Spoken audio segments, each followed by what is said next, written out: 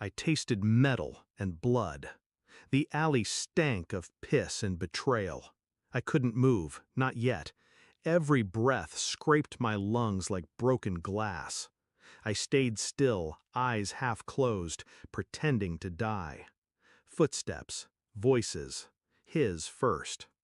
Two in the gut, he's trash. My own gun, my own so-called brother in arms. Then hers.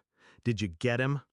She didn't whisper it, no grief, no fear, just cold expectation.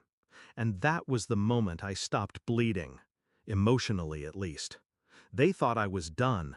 They didn't know the rounds hit ceramic, didn't know I was wearing the prototype. I listened as they walked away, talking about her daughter, not ours. Then I stood, slow, controlled. They had no idea what they'd started.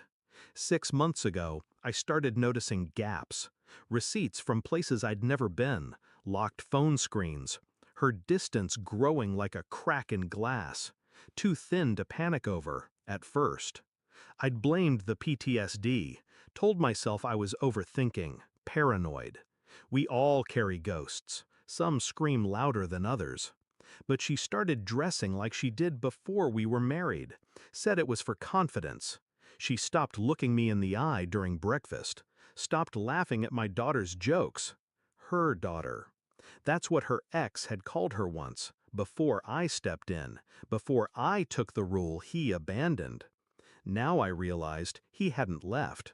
He'd just waited for someone like me to clean up his mess, then take my place back.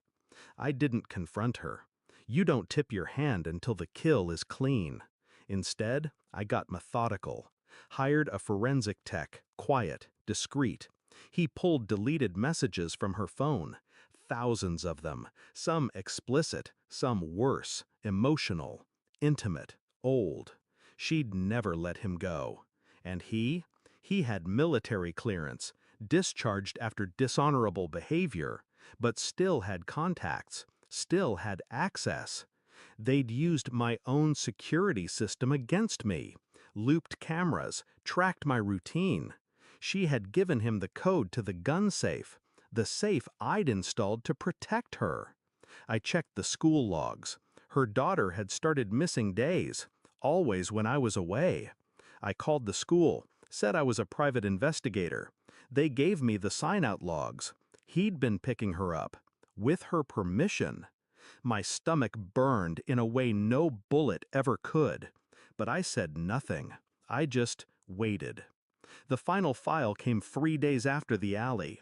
Facial recognition matches, CCTV footage from gas stations, hotels, side streets, time-stamped, dated, signed by betrayal. She'd been meeting him for months, even on our anniversary. The most recent clip? Her daughter walking hand in hand with him into an unregistered property. No toys, no other children, just a locked door, and her mother waiting in the car, looking at her phone, smiling. I didn't feel rage. I felt clarity. I printed everything, bound it in a file, left it on the kitchen counter when she got home. No words, just a single envelope with one question inside. Do you still want him when I take everything else? I didn't need to scream, didn't throw punches. I filed an emergency custody motion that morning, cited the footage, my military standing, his record. The judge barely blinked. Protective Services raided the property. Her daughter was safe, confused, but safe. I met her at the hospital, kneeled down. She asked, "Did Mommy send me there because I was bad?" I said no, and I meant it, because the only bad person in her life was never coming back. I turned every connection against them. Military command, legal channels, her family, his. By the end of the week, she'd lost custody, lost the house, lost the support of every name she once used to climb out of her lies.